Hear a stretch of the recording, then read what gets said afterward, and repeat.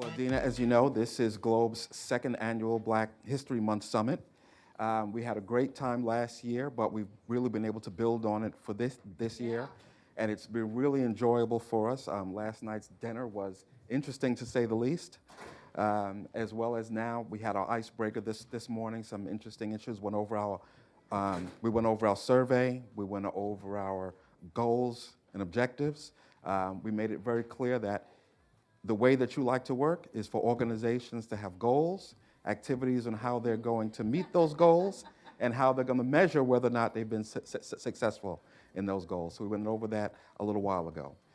I would say in the past few years, I have seen a real uptick in the programming for diversity, inclusion, and belonging at Nasdaq. We want to thank you for that. But I want to ask you specifically, as an individual and as CEO of a company, why is diversity and inclusion important to you?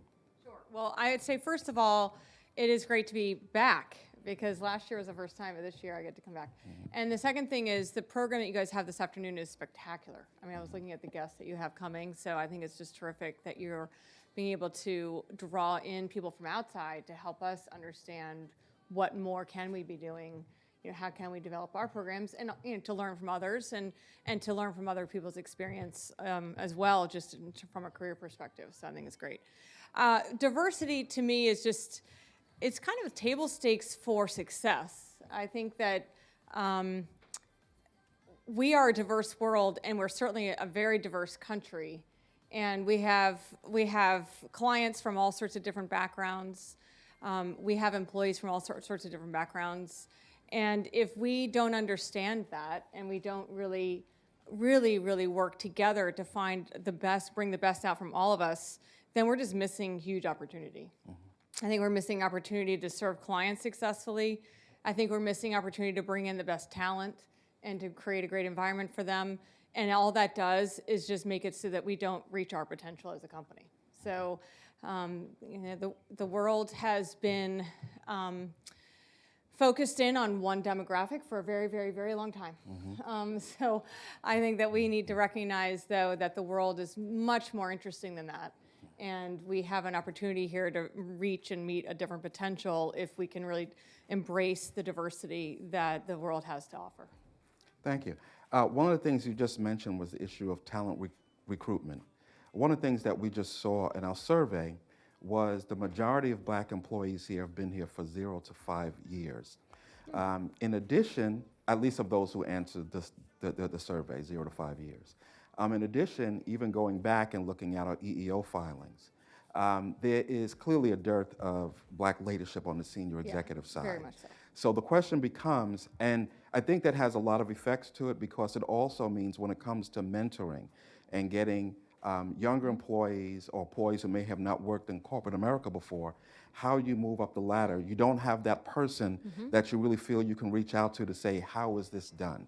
So I was just talking with one of the employees about the Rooney Rule.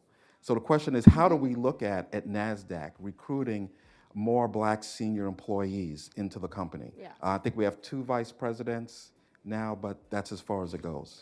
Yeah, so the first thing I would say is I don't think that I necessarily appreciated that until I became CEO. And I remember when I was younger and I was, looking up the chain and saying, what do I want to become? I didn't actually think I could become the CEO. But I did really look at the COO job and think that was a pretty cool job, which we used to have that job long ago. But every single person up the chain was a man. But, mm-hmm. You still can kind of aim for it, but you don't really know what it's like. But when I became CEO, I did have young women who work here and elsewhere say, well, now I know I can get to the top because I see someone in that seat, right? And I don't think that I recognize how much of an impact that has. But now that I've kind of understood it a little bit better, I also can completely empathize with what you just said, which is that until you understand that it's possible, how can you kind of relate to it? Mm-hmm. How can you see yourself in it if you don't see anyone else who's like you in that seat? So I do think it's something that we do need to put more focus around. We have done something called the parity There's something where we interview one female candidate for every position at the VP level and above. We can absolutely talk about extending that, or how do we extend that to say a diverse candidate? And I want to be careful to make sure that we are looking at diversity holistically, but whether it's Black and Latino, so that we also think about other diverse groups, underrepresented groups in the United States too. I think it would be great for us to think about how do we make sure that we're at least starting to bring that in, and it has made a difference. I can't sit there and say that we've hired all women since we put the rule in place, but we actually have brought in women that we otherwise would not have even met, because we put the search committee, we told the search firm they had to bring in qualified women. And up until then, a couple searches, they'd only brought us men. So I do think that it will make a difference, because it'll expose us to candidates. And it is a slow-moving train, though. If I look at the stats, it's a slow-moving train across all of our measures of diversity. It takes a long time and consistent effort to make sure that we are making a difference, but we have to start. So I actually think it's a great idea, and we should just figure out how do we actually implement it.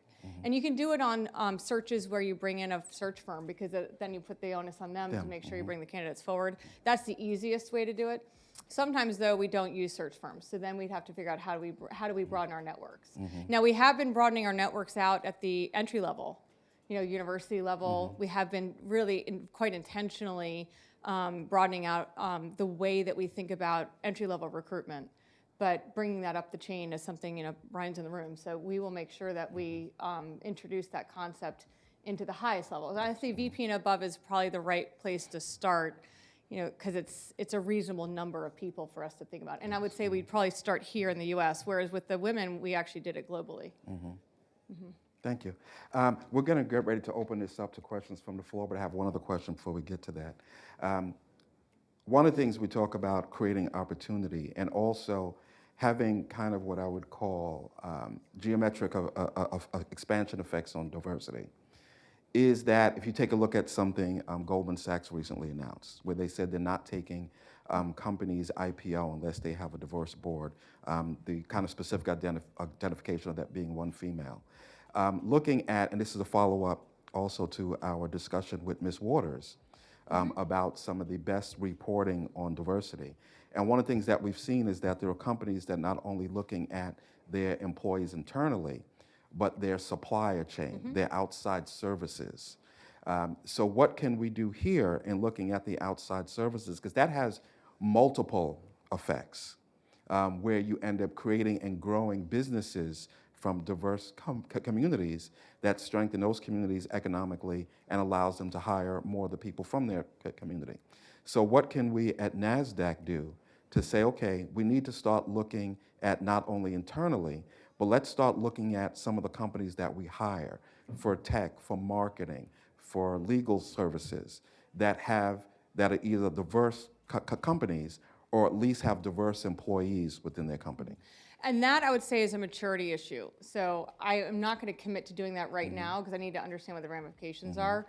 And also, how often do we change a vendor, right? So we probably have a lot of very established relationships. So how often do we go after new and do something totally different than what we've done in the past? But if we are going after someone new and we're opening it up to an RFP, do we want to make sure we have a diverse set of, or I would say, companies that really value diversity?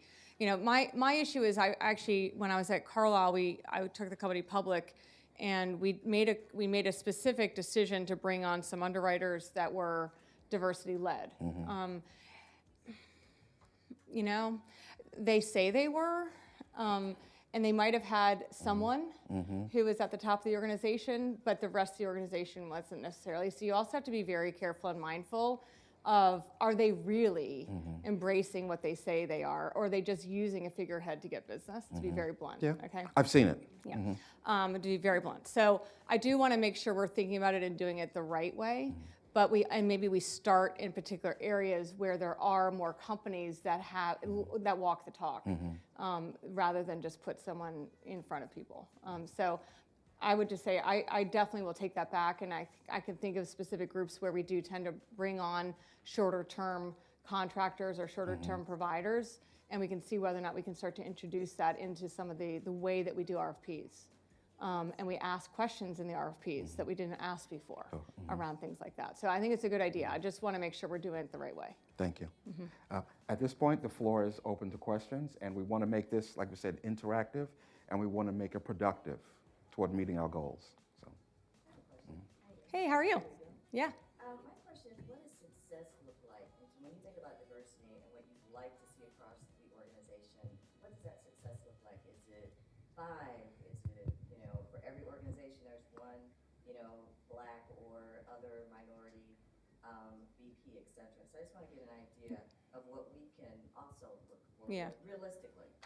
Yeah, I think the first thing I would say is, so my husband worked at a company that was deemed, one of the top 100 companies to work for, and he was an employment lawyer, so he kind of saw the inner workings of it all. And it was a company that embraced diversity. However, they did it in a lot of bad ways, and the company actually ended up effectively going bankrupt, to be very blunt. There are a lot of it was really a financial crisis-oriented reason why they went bankrupt. But my only point is that they created a lot of the wrong incentives inside the company, where your question is a numbers question, and my answer is going to be a culture answer, right? So I want to make sure that we create a culture that people feel like they belong in, a culture where they feel like they do see people of diverse backgrounds in the right seats. But if I sit there and peg a number on it, then we might make the wrong decision to achieve a number as opposed to creating the right culture that naturally results in the right number. And so I do, and that I would say, my husband's company was very numbers driven, but didn't focus on the culture, and created a lot of bad behaviors as a result. And frankly, I think actually really harmed the environment for people of different backgrounds, to be very blunt. So I want to make sure we first focus on culture. Then I would ask you guys together to say, okay, give us some cultural ideas of things that we can do differently to make this place a much better place for people of different backgrounds that really help us understand and empathize with the challenges that people of color have as they come and work here. We address those, and then we come up with a way to recruit in better talent and frankly more diverse talent, then we will naturally hit certain numbers. But I agree, we should have more people in the senior ranks of different backgrounds. And that's in every way, right? So we have a wonderful management team and a wonderful senior leadership team, but they look a lot alike, to be honest. So on a natural basis, we want to make sure that we're bringing in, and we're also creating programs for people here to allow them to feel like they can move up the organization and they see doors opening for themselves that maybe they don't see today. And maybe we just don't know why they don't see it. So we need to know why you guys don't feel that you see those opportunities. What are we doing to close doors that we don't realize we're doing? Let's open the doors and then see if we can start to work from within as well as bringing more people from the outside. Does that make sense? Yeah, great answer. Thank you. It's very helpful. by the way, for future questions, Steve has a microphone. Supriya has a microphone. Steve, you're the MC. I love it. Okay. I think just sort of piggybacking a little bit on that, I think one of the survey results we saw is that a lot of people in Globe would like sort of more professional development opportunities. Mm-hmm. And I think the people at Nasdaq team, they've done a really great job of really, putting programs together that we can take advantage of. But I think to a certain extent, one is I think we have to make sure people are aware of them. Mm-hmm. People feel like they have an opportunity to participate. And then I think the other part of it that we've been exploring, do we need some programs that are more focused in on Globe members? Yes. So I think that's an opportunity where we can perhaps work with Brian and his team to sort of say, we see what's out there, we're working with you to kind of get the message out, but perhaps we also need to think about tailoring some more specific programs for Globe members. Yeah, I actually completely agree with everything you said. And that's also a cultural shift we've made, which, or we're making, because we really haven't gotten there yet. That there's always been a lot of actual classes available to people, but it's been like a big catalog. And it's really hard to navigate individually. Mm-hmm. So as you all know, holistically, across the whole company, we are basically saying to managers and their employees, this year, in your goals, your professional goals, number one, how you meet your professional goals will count towards looking at some level of your overall comp. which is the first time we've done that, which, I have mixed feelings about it, but I want to see if it works because I think it forces the managers to actually develop goals, personal goals for their employees. The second, and one of those goals has to be a development goal. And that means then part of that is career development in terms of education. You want to learn a new skill. You want to learn about a different part of the business. You want to get better at public speaking. You want to, whatever it is, that manager and the employee needs to have that as one of the goals, and that becomes it has a heightened purpose. But then we need to make sure that, and I would tell you, Rich and Matt are awesome, but they're a small team supporting 4,000 people. So we do need to propagate down the ability for people to navigate what's available, to tailor some programs. And then Globe, it would be awesome if you guys came to us and said, could you offer these 5 programs? Please. Like if you did that, it would be awesome. Because then we'd know, it would give it super practical. Because these are the things that we really need the most in order for us to feel like we can advance the best. And maybe they're common, maybe there's 2 that are common to everyone and 3 that are specific to certain groups. Fine. But it would be awesome if you guys could give us that advice, because then we can, that's easy, that's so much easier for us to execute on, if that makes sense. Matter of fact, just as a note, we actually did hold in a few of the different sites, Philadelphia, Rockville, DC, took advantage of the negotiating skills class. Yes, I was about to say that. That's the one. So WIN is a more established affinity group here at Nasdaq, and one of the first things they did was do a negotiating class. Because, there's been a lot of work done on, and I have very mixed feelings about it, to be honest with you, but in terms of like typical behaviors of women that hold them back from professional development, right? Anyway, but if you take that, one of the key things is negotiating. Women don't feel empowered to negotiate their salaries. They don't feel empowered to negotiate for the next thing. They don't, and learning those skills, you may not have had as many opportunities in your life to learn negotiating skills, or you've never felt empowered to negotiate in other aspects of your life. So that is I think that's like a good one for everyone, but I actually think that's a really good one for this group, and as well as for any underrepresented group. But give us more, and that's something we can have the whole globe. If they brought an outside speaker in, we can do that. Like just give us some ideas on where you think that you feel like you'd be most helpful. Well, I can tell you that Teresa Evans would not give an inch to me in the negotiation, so you might want to talk to her. I couldn't get a dime. So she must have taken that class. Yeah. Or maybe she just has it inherent in her, like many women do, by the way. But anyway. Next question. Adena's here. She's not going to be here all the No, time. I've got one right here. Okay. Oh, I think we have 2. Yeah. Okay, so thank you for being here this morning. I just wanted to know, what are your views of Nasdaq's expansion into other countries, and what role could Globe members play? And I'd like to volunteer if you're going to go into the Caribbean. Well, so the first thing is we actually do provide the technology to several Caribbean countries, just so you know, or several countries in the Caribbean and in Central America. So I just, if you ever want to understand what Market Tech is doing, feel free to talk to the team.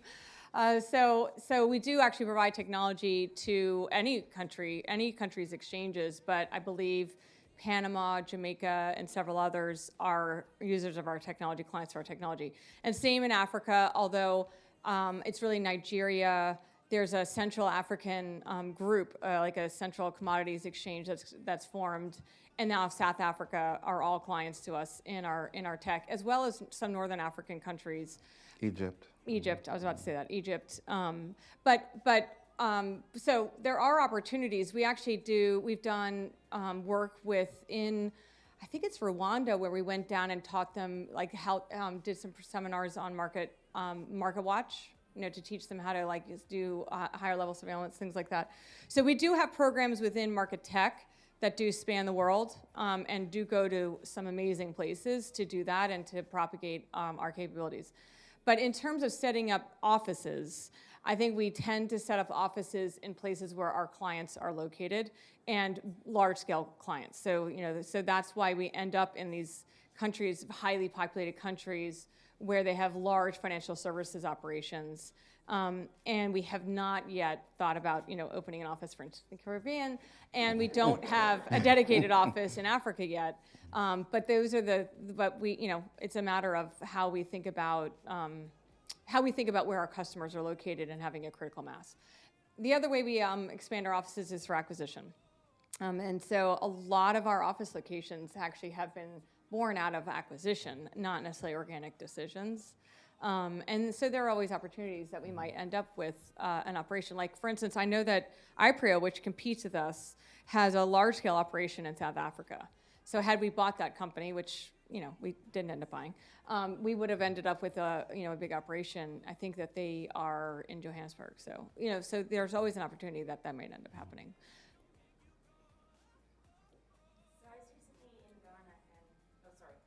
Yeah, and then there's actually a gentleman who also had another. Do you mind if I let him ask the question first? And I forgot. Yeah, sorry, Safria, I'm making you. Oh, there you are. I thought that was you. Okay, great. Morning, Adena. It's Archie. I had a question.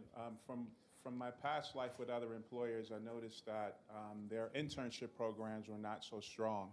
And since joining Nasdaq, one thing I do realize is that we have a very strong internship program.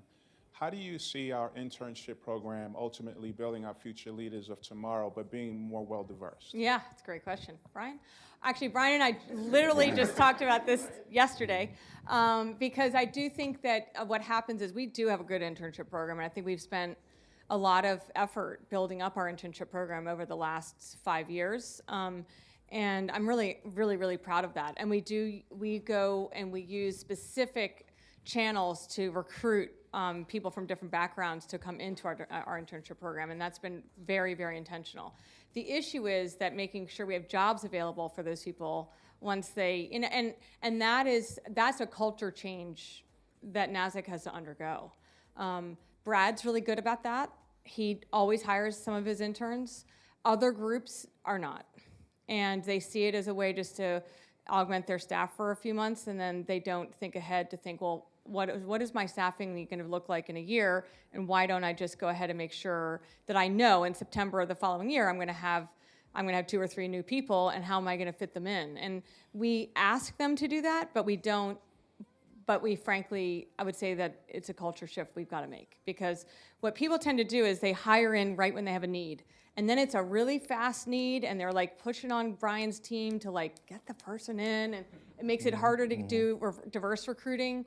It makes it harder to do a lot of things. If we can plan ahead and know every September we're going to add 20 people to our team and we're going to figure out how to fit them in, then that's exactly what Brian and I talked about yesterday, is how do we kind of change the mindset? Because you're right, that's the best way for us to build up over time a much more diverse workforce. So. And Brian has his hand up to mention something. Yeah.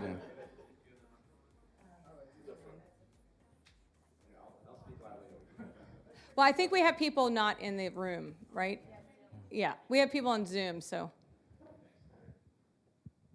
Hi, everyone. So I just wanted to add, so we are starting early days of creating what we're calling a futures program, where when we do have commitment up front for an internship class, we're creating kind of a longer-term program that's not only the summer, but also once they graduate and they join us for the first year or two, we actually have a program. We're leveraging what was called the YPP for many years, the Young Professionals Program.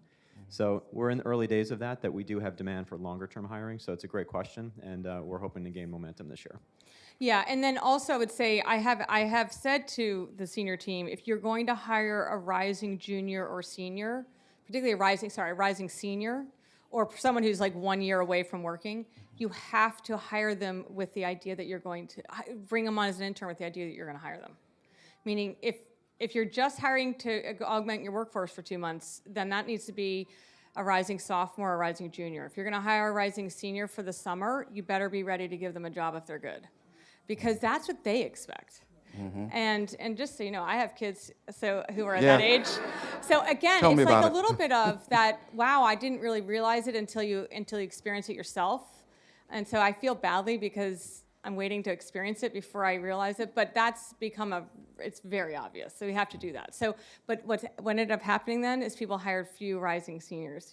And so I said, well, no, we actually have to get them to realize this is a great opportunity to bring in great talent for less money that also gives them a pipeline of, upward mobility. I mean, it's so obvious, but it's a cultural change we're trying to effect. But this YPP, expanding that is good. But you had a question, and we need to have the mic. Actually, Steve, do you mind bringing the mic over here since you're a little My closer? side of the room's a little weak today. Can I mention? Can I mention one thing before we get to that question, Brian? One of our goals is in the fall to have a kind of an internship workshop in a sense of bringing young people in to Nasdaq, whether it be in New York, DC, to let them know about the program. Because many of them, it's such a great internship. A lot of them don't know it. So we'd like to help by bringing in people, having people at Nasdaq tell them about the internship program so they can apply. And as a matter of fact, how many former interns do we have in here now? Oh, that's pretty good. Okay. We need to do better. Okay. All right, so piggybacking on Anne-Marie's question about Yes. international expansion, I was recently in Ghana and saw ads for Jumia Foods Everywhere, which is Africa's Amazon and Uber Eats. Yeah. And last year they IPO'd on the New York Stock Exchange. So I was wondering if you could talk a little bit about our efforts to go after listings like Jumia or other startups in Africa.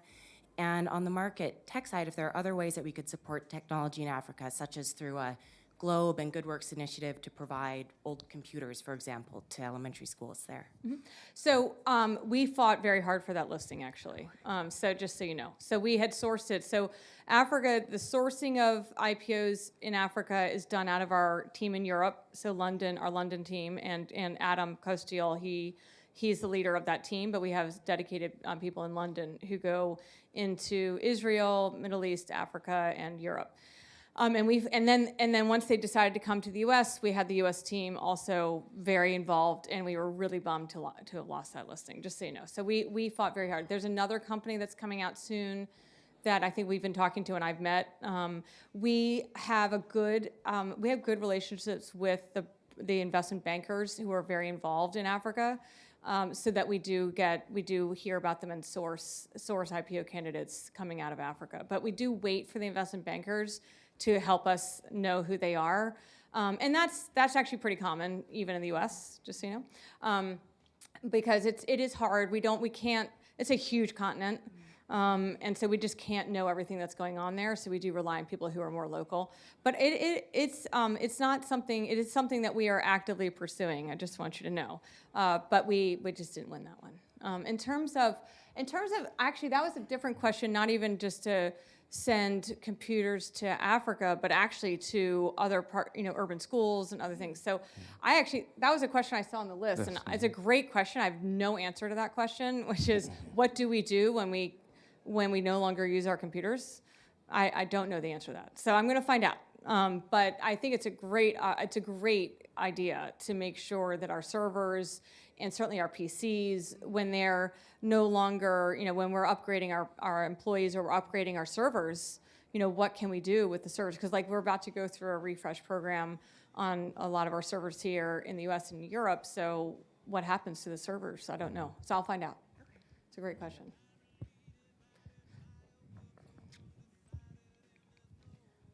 Hi, Adena. Hello. You mentioned about bringing in, the possibility of bringing in an outside speaker. We also have our program this year that's expanded from last year.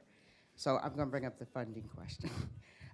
Is there consideration that's been given to providing more funding to the resource groups so that they can have a greater impact to help NASDAQ? So I can't answer that question right away.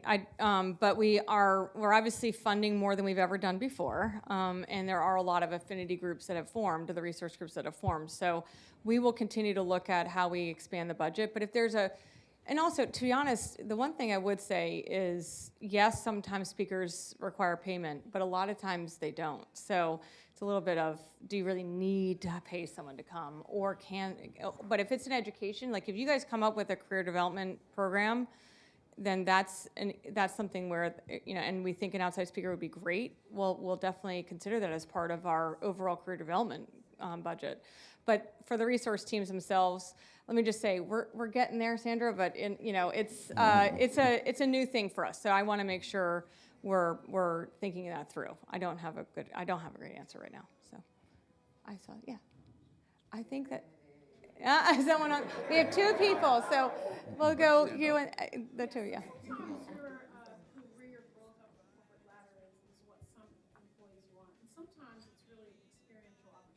So in terms of a corporate initiative for things like that, I may have an interest in doing a special project somewhere, 3 months, 6 months. It allows me to grow professionally as well as, if I like my job, that's great, but I can also learn from doing some other things or special projects. Do we have anything in place for something like that where all employees can take advantage of like a group of special projects?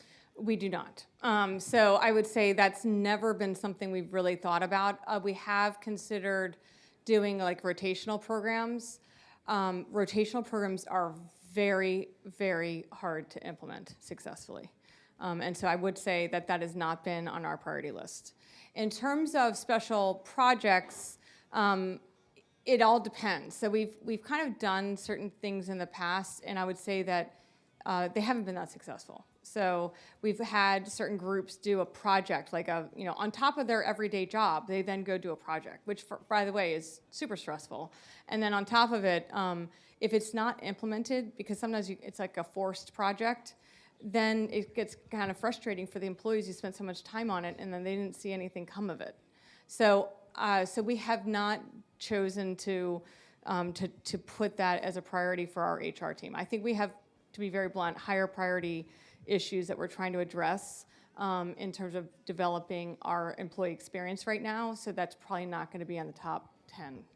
Okay. I think you had a question. Actually, right Lady over here. gentleman, too. She had a question first. Yep. Hi. I've heard a lot about the internship programs, but I was curious if senior management is required to put together a succession planning program, and if so, does that program have a diversity component to it? And if it does not, can one be built into it? Yep. We do have a succession planning program, and it's become more and more mature over the last 3 years. I would say, so let me just put it this way. So when I became the CEO, very first board meeting, very first one, the chairman said to me, he goes, "So who's going to succeed you?" I was like, whoa, just got here. But they are extremely focused on succession, and we push it down. So we do all of my group, me, all of our directs, and all of their directs. That's a formal program that goes to the board. And then each of the SVPs have to do succession planning down. So I see it down to the VP level. The board sees it at essentially, think about it as like the top 50.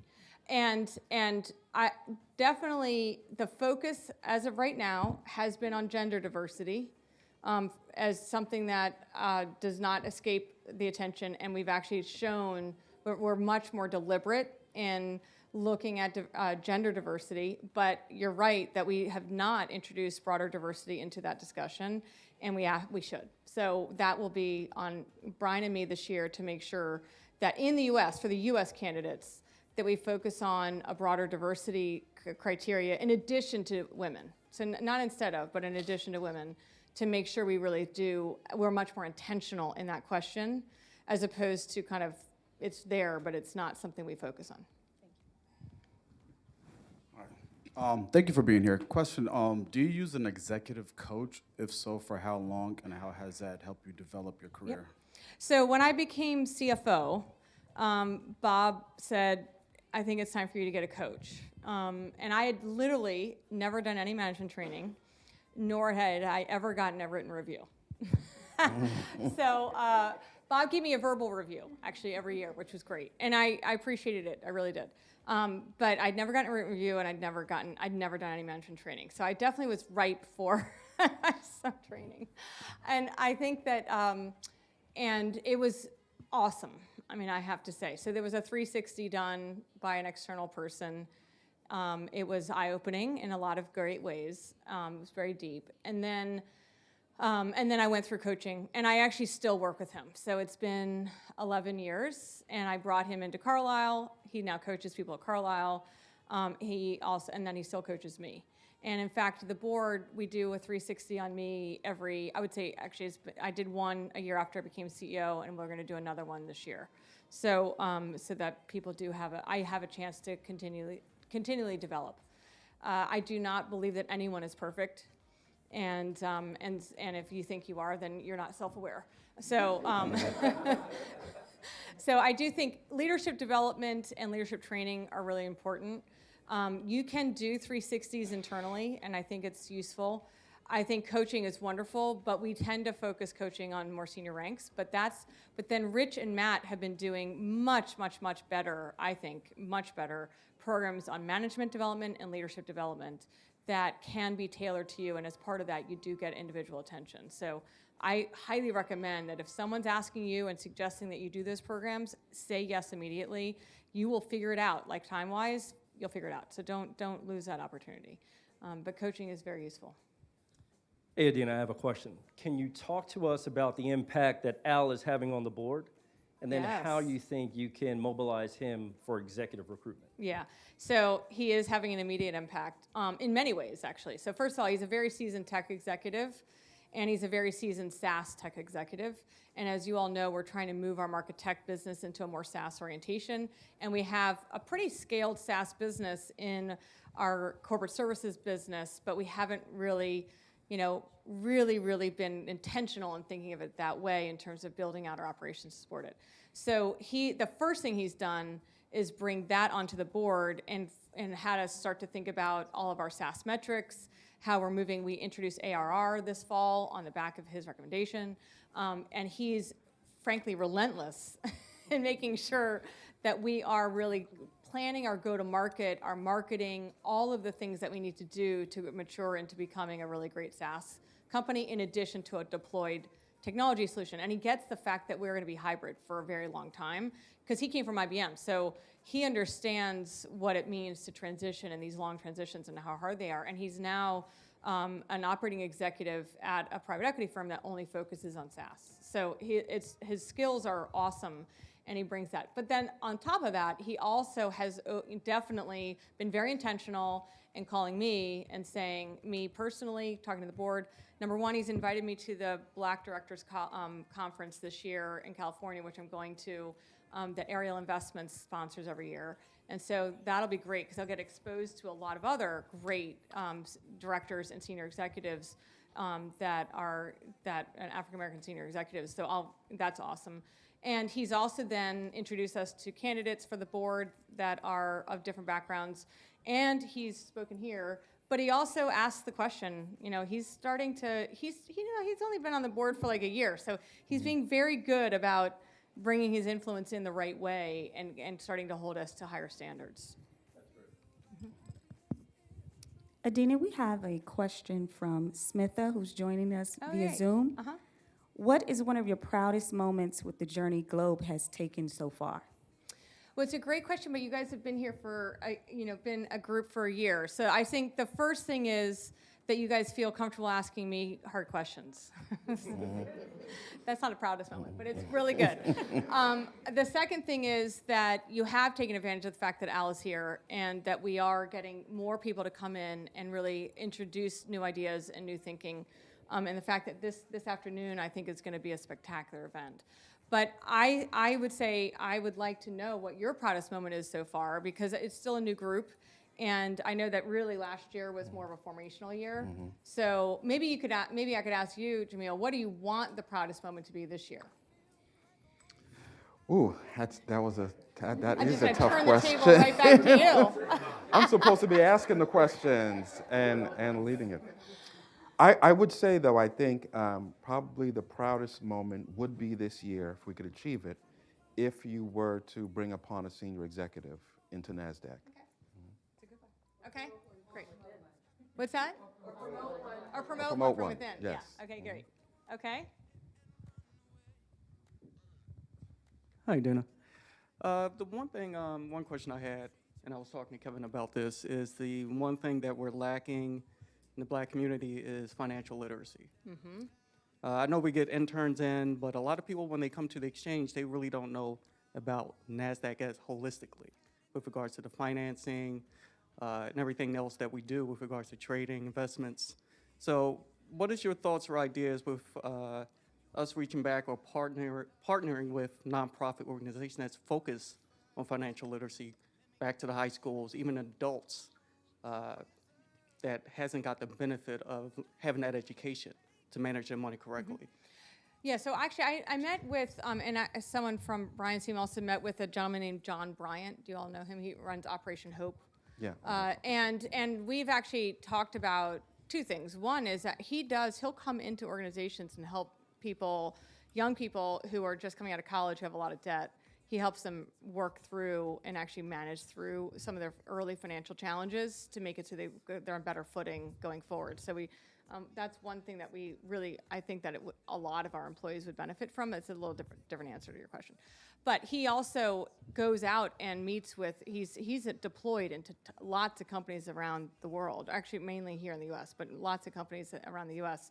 And so if we wanted to develop a curriculum with him that helped him bring in a different orientation to financial, because he's really helping people just put themselves on better financial footing. But if he also says, well, gosh, why don't we develop a program together that actually does some sessions and seminars, he would probably be a really good organization for us to work with.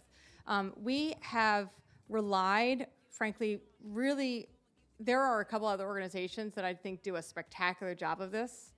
I think Junior Achievement does a spectacular job of it, and I was actually on the board of Junior Achievement when I was at Carlisle. And at the lower school, middle school level, they've developed a high school curriculum that I think is excellent. And so we could look at how we bring some of our curriculum into that, especially at the high school level. Lower and middle school, it's more like how do you start a business. It's actually awesome. I don't know if you've ever done JA in a day, but it's exhausting and awesome, really fun.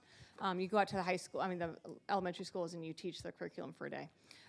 But the second thing is FINRA. FINRA. Yeah, FINRA actually has a very well-developed financial literacy program. So I'm happy to see whether or not they could come and talk to us about what the financial literacy program is, because that's one of their core mandates. And we used to be owned by them, right? So it used to be all one, and now but they carried that forward. And see whether or not we feel like we could help them diversify or bring their curriculum into more diverse groups. But I'd rather leverage people who are already doing it for a living, because they've got a lot of materials, they've got teachers, they've got a whole program in place, and just make sure we're helping steer some of their where they might want to bring those programs out, if that makes sense. But they actually do a really, really nice job. So just making you aware of what they're doing and where they're doing it, I think would be helpful too. Adena, we've reached our time limit with you. We really appreciate, I don't know if you have time for one more question. Yeah, just one more question, and if not, that's fine, but if someone has one more question.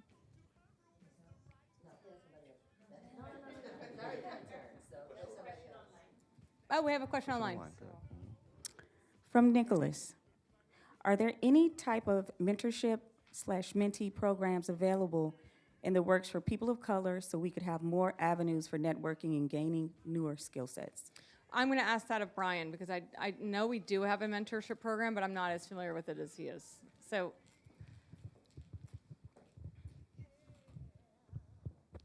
We do have a mentorship program, which is just launching right now, actually, for the year. It's an interesting question. Should we have a more customized version for Globe and some of the other employee groups? We're open to that, and I think that's a worthy discussion to have with this group, because it's probably a bit of a different purpose than a general mentorship program that we do have for Nasdaq right now. But can I just say that, I would just say that if I think of all the mentors and sponsors I've had in my career, they've all been men. And they've all been great, right? So I personally would suggest that we work through the normal mentorship program, but if Globe wants to create a mentorship program within Globe, awesome. But I also would encourage you to take advantage of the global, the people team oriented broader mentorship program, because I totally recognize that it's a wonderful thing when you can find someone with a similar background that can help mentor you. But there are a lot of people at Nasdaq who can provide great mentorship. And I've benefited tremendously from that, and it's never been a woman. So just want to say. So don't, if Globe wants to do it, fantastic. If that's one of your key goals that you decided to do, great. We will support you, and we will do whatever we can do to make it really successful. But I would also think about taking advantage of the broader program. Adena, thank you very much. We really appreciate the time. This has been a great session. Thanks a lot. Oh, here. Hold on. I just turned it off.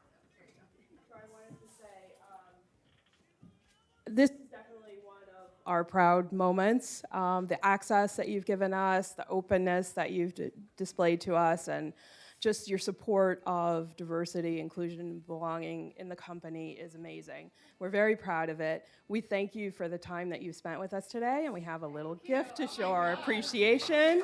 Thank you. All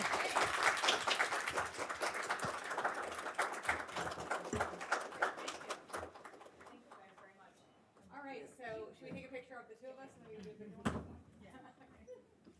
I'll put this like this.